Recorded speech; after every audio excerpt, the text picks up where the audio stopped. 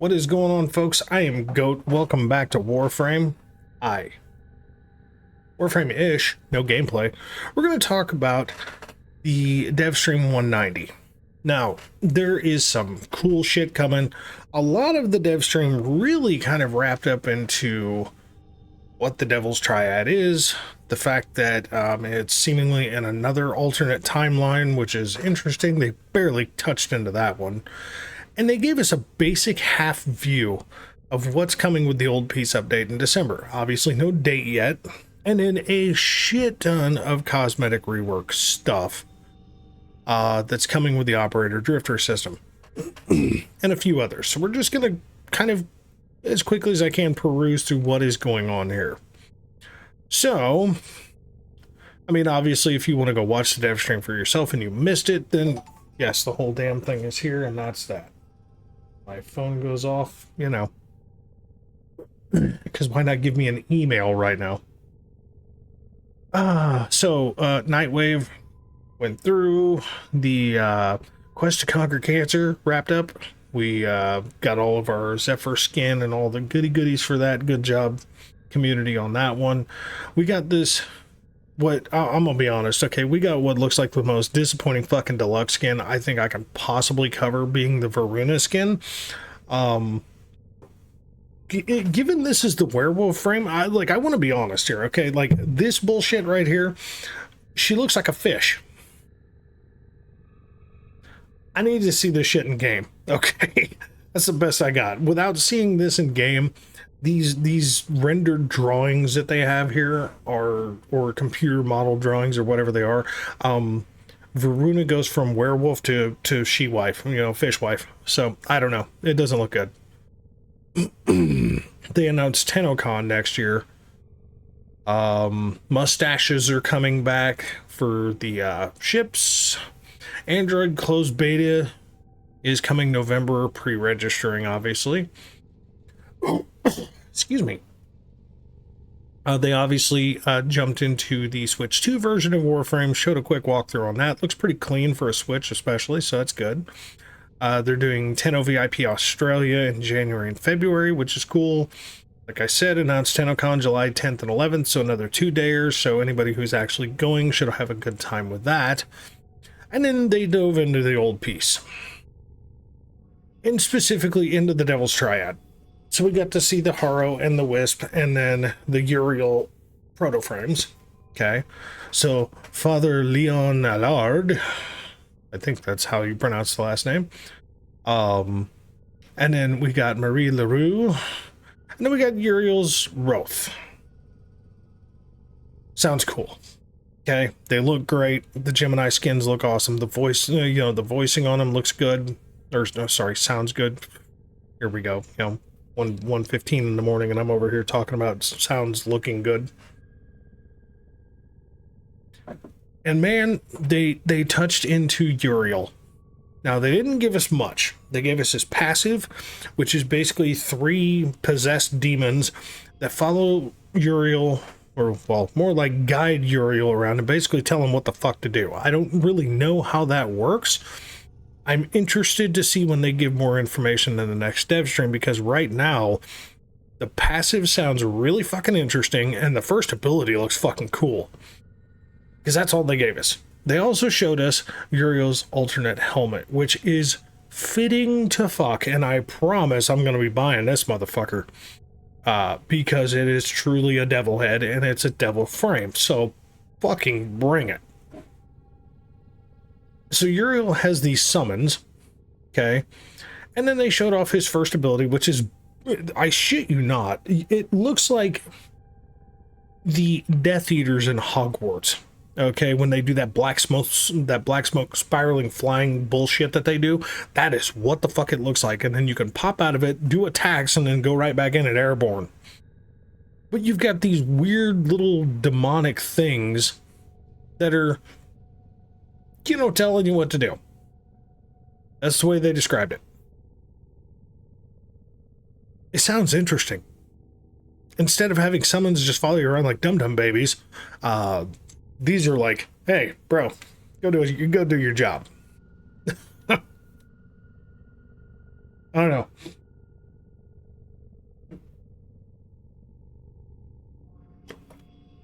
So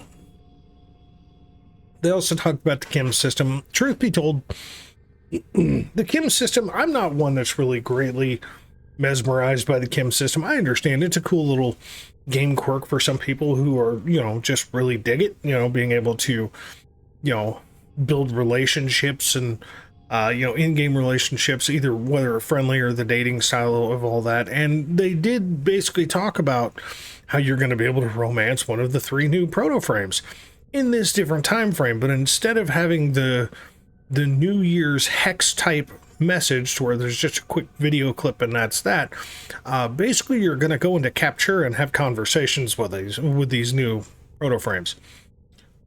So I mean, if that sounds good to you, bonus. Me, I'm just like, whatever. I'm just gonna be friendly with them. I already deal with Owie enough in my stupid fucking loft. That's why I'm never there. Girls always talking about breaking the couch and shit. And then the Operator Drifter Remastered. Now, I'm gonna be honest. Thanks to one of my clan members who started out as a viewer of this channel, Hans. This fucker has really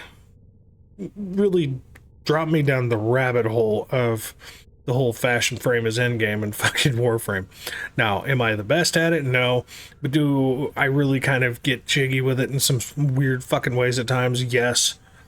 So, Hans, dickhead, got love for him, but god damn it. He's just like, I can do this for hours. And I'm like, really? So could I. So, but here we are. I will say, what they showed in game, the new facial features, or as far as the new face designs, the new makeup stuff that they've got, the hair texturing that they're doing, they are completely reworking the cosmetic setup of drifters and operators, which is really, it looks really fucking good. It's like, if it comes out like they showed the dev stream, that's gonna be chef's kiss for cosmetics, okay? I mean, like, we're talking, they're going, so I think there was like 6 or 7 fucking tabs of just facial shit that you can change on your operator drifter. So it's like, wow, okay. And then they showed what I got the most excited about. And I have to stress this very loosely because from a basic sense, it's kind of just regurgitated stuff with twists, right? So the Descendia, this is half of the old piece. So they showed the screen showing the, you know, the old war, you know, old peacetime thing, and then this other part called the Descendia. I'm sorry, I've only been sleeping for like 2 hours at a time thanks to all these stomach spasms, so please bear with all my yawning and I apologize. So, Descendia is a once a week, 21 floor descent to hell. For lack of a better way to put it, that's exactly what it looks like. That's basically, without saying it quite so much, that's pretty much what it is. It's a tower set. And it's a gameplay mode, as far as it being a tower game, the closest thing that we've gotten to something like that is the Ascension game mode. Which, that was like mobile defense coupled with a true mobile defense, going up a long-ass fucking elevator and getting power cores for that damn thing. And then another level of mobile defense. So it's like, well, I guess it's like a defense, an upward mobile defense, and then a protection defense would be probably the best way to describe the Ascension mission. And honestly, aside from doing, you know, Jade Shadows and getting the rewards from that event,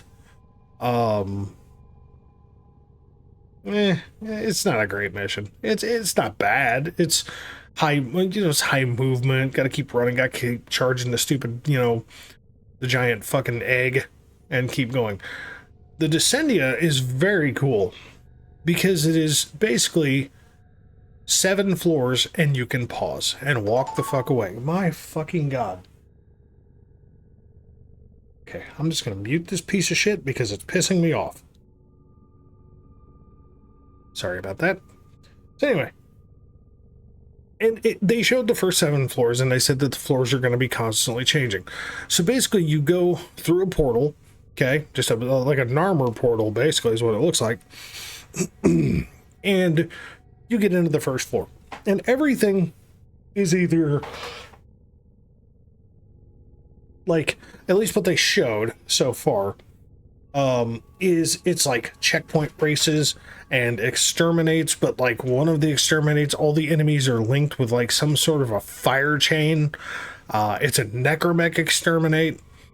They were hinting that there are going to be, boss type enemies that are on some of the floors. I'm assuming towards the bottom. So fucking Lord knows we might actually get to fight Pazul or some shit. That would be fun. Obviously they didn't say that, so don't hold that to the gospel. But it's a total of 21 floors, and each time you get to the 7th floor, you meet up with one of the proto-frames. So that's kind of cool. I'm assuming Uriel or Roth is the last one that you will meet up with. And you're going to get new rewards. Now, is this going to be the farming method to get Uriel? Possibly. I don't know. But they already said that there's going to be a steel path and a regular path. The beauty of this is that this is not going to be a syndicate. Thank fucking God. Don't get me wrong. I don't mind the syndicate system. Okay? I really don't. And you're probably going to hear me jumping in the background. Okay? Un momento, por favor. Yes, I still have the fucking game open. So, don't get me wrong. Okay? The syndicate system in itself is functional. Okay? Because, like, we have Cetus. We have 2 syndicates there. That's great. We have Fortuna. We've got 3 here. And it's okay. The Necrolisk. We've got 3 there. The Chrysalith. We have the 1, which is a holdfast. The Hex. And then Miscellaneous, which is, whatever. You got Conclave and then you got Samaris. Now, why they haven't added the Sanctum Anatomica into maybe the Necrolisk or in its own faction, I don't know. Because everything else you have access to, Sanctum Anatomica, for some reason, you just have to go there in order to, do stuff with them. Or have, a quick easy button, because, like, you click it and you can immediately say, visit. Well, okay, here we go. Sorry, my bad. It's right fucking there. How did I miss that? My bad. I'm dumb. Kavya. I was thinking something else. So, ixnay what I just said. But yeah, like the syndicate thing, as far as like direct access, you can just go visit them right here. No harm, no foul. The syndicate system in itself is a functional system. But my God, is it a fucking grind? Like, there is so much grind to this game anyway, that it's just like, man, even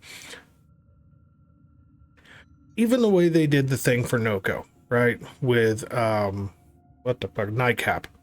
That's kind of still a syndicate thing, but at least it's a more mission-oriented syndicate thing. Like, go out, do mission, collect mushrooms, come back in, build up your standings with them until finally you hit the end. Bingo, bongo, have a nice day. Simple, right? You don't have to give him anything other than what you've gained in the missions. That is it. Like, that's a syndicate style that I can get down with. Just go run missions, pay me what you've made in the mission. I'm fucking great with that. The standard syndicates, yes, you can gain reputation extremely fast, especially since you don't have to equip sigils. You just basically have to represent that syndicate in the menu, and bingo, good. But you don't have to worry about pissing one syndicate off by doing another. You don't have to worry about constantly visiting them and paying them all sorts of crap. Are we gonna have to search for extra things like Voca or Void Plumes, like with the Chrysalith and and with the Sanctum? Possibly, but I'm okay with spending stuff that I've made from a mission for that. But from the sounds of it, from the way they described the lack of having a syndicate, it sounds like the developers for that particular system are just fucking tired of doing it, because they're just tired of it too. So yeah, but they showed this whole Descendia gameplay, and to me, it looks engaging. Now, over the long term, will it stay that way? I don't know. But considering it's a weekly event only, I'm okay with it. like basically go in, earn rewards once a week, like EDA, like ETA, like Netrocells, yeah, I'm okay with that. You know, I really am. Player titles. Now, this is kind of a thing that is in other games. I believe Destiny has it. I believe Guild Wars has it. I know World of Warcraft had it years ago. I haven't seen WoW in a long damn time. I'm assuming it still does. But basically, as you complete things in the game, you can gain a title that you can apply to, you know, your profile screen. They said there's some like 50 fucking titles, and like I think they said about half of them are coming from the new content, and the others are just coming from previous stuff. One of them, I shit you not, Steve pointed it out that one of them was named Clem. I don't know what forces that particular thing in, but I think it's funny. Next Prime release is pretty much what everybody thought. Gyro Prime, totally fine with that. Next DevStream is going to show the Parita Rebellion, which is the other side of the old piece, which is what we got to see during TennoCon. And then finally, I think this is finally, yeah. So finally, they showed us what the giant Naramon sword was, which are Tauron strikes. So this is a mix of standard focus school coupled with working with the sentients during the old peacetime to give us Tauron strikes. So basically ultimate abilities for each focus school. The thing that gets me, what they showed next was Inaru, or Nairu, or however you pronounce that particular focus school. It's a giant fucking hammer that blasts the ground and throws resources everywhere. So basically health orbs, energy orbs, stuff like that, right? Why? Okay. Why is it that? Okay. There's a reason why I asked that question. Ugga-duggas.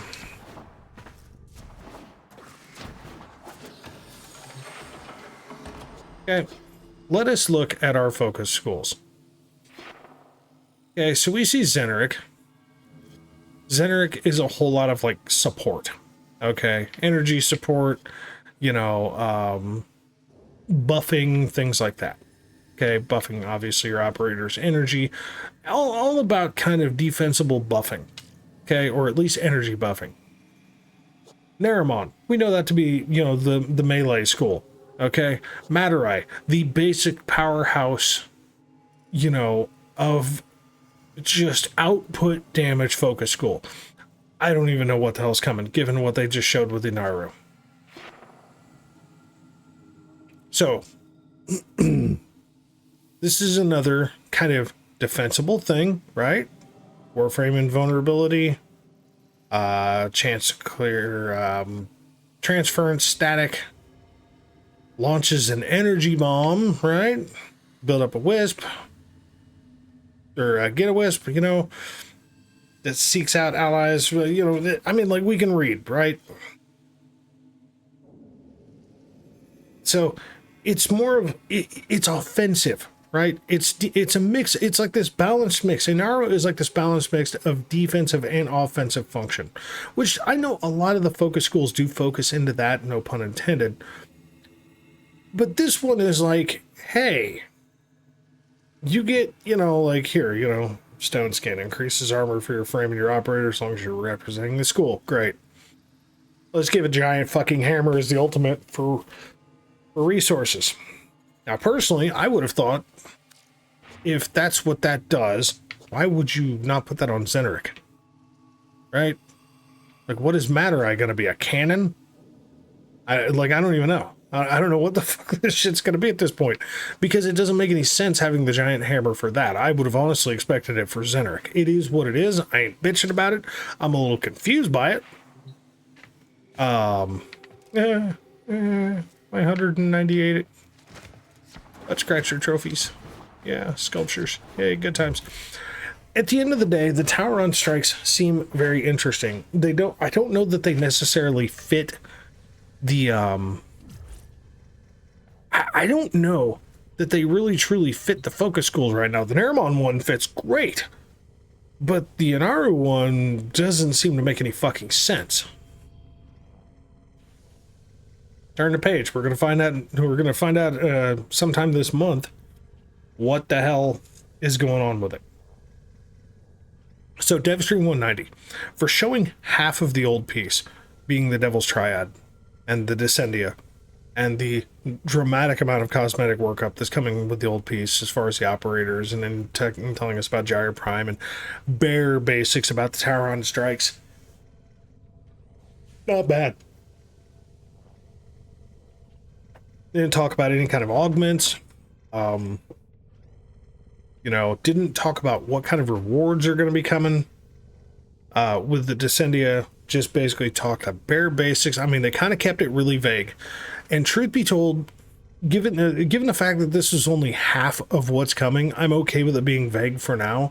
If they stay horribly vague through in the November dev stream, I might get a little irritated, because I at least want to kind of mentally prep for what the fuck I'm getting into. Are the rewards going to be worth, you know, constantly grinding out this new mission mode? I mean, yeah, sure, sometimes they just drop it and we figure it the fuck out, and it's not that I'm not going to play it, it's just like, you know, this isn't like, I don't know, I want to be excited, right? And getting a vague tease is cool, but if they do it twice in a row, I might just be like, "Rrr." But we'll see. Overall, DevStream 190, pretty solid. Okay, grand scheme of things, pretty solid. That's really all I got. So folks, thanks very much for watching. As always, catch you in the next one.